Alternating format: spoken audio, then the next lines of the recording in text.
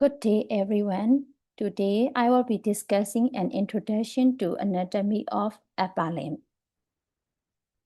Upper limb is one of the most important part of human body. It enables us to perform many everyday tasks such as lifting objects, writing, eating, and performing precise movement. Upper limb is specially designed to provide both strength and precision, which make it essential for human activity and independence. Upper limb extend from the shoulder to the hand, can be divided into four main anatomical regions.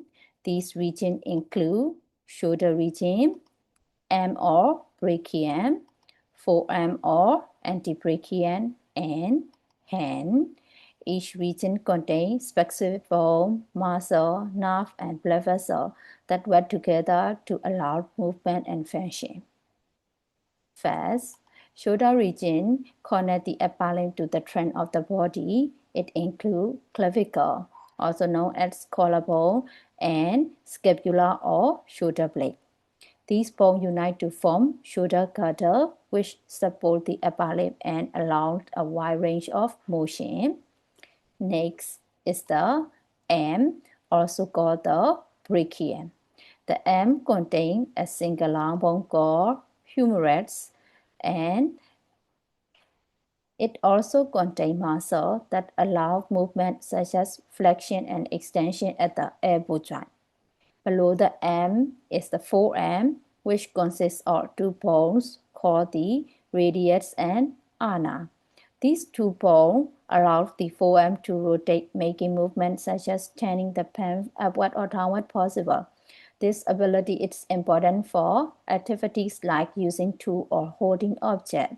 Final region is the hand, which is highly specialized structure designed for gripping and precise movement.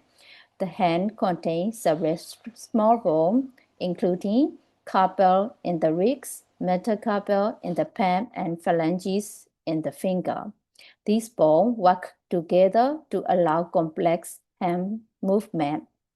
In addition to the bone, there are major joints in the upper limb: shoulder joint, elbow joint, wrist joint, and joints of the finger. The upper limb also contains many muscles that help produce movement. Muscles in the shoulder, arm, and forearm work together to move the joint and provide strength.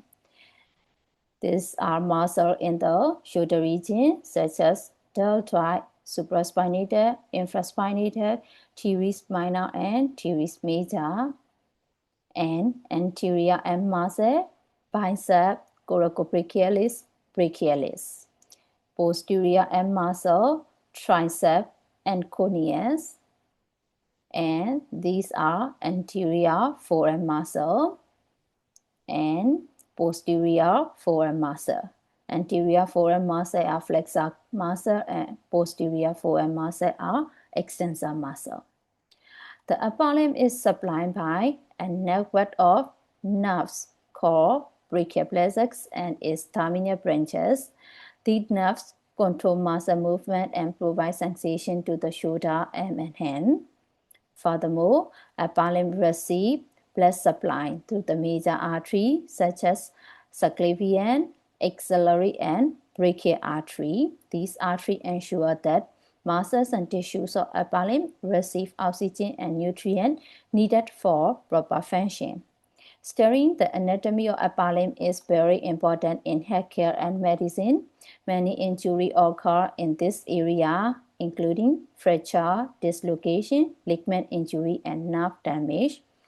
A good understanding of upper limb anatomy helps medical professionals diagnose problems and provide effective treatment. In conclusion, upper limb is a complex and highly functional structure that allows humans to perform a wide variety of movements and tasks. Its bone, muscle, nerve, and blood vessel work together to provide both strength and precision. Here are my reference, and thank you for your attention.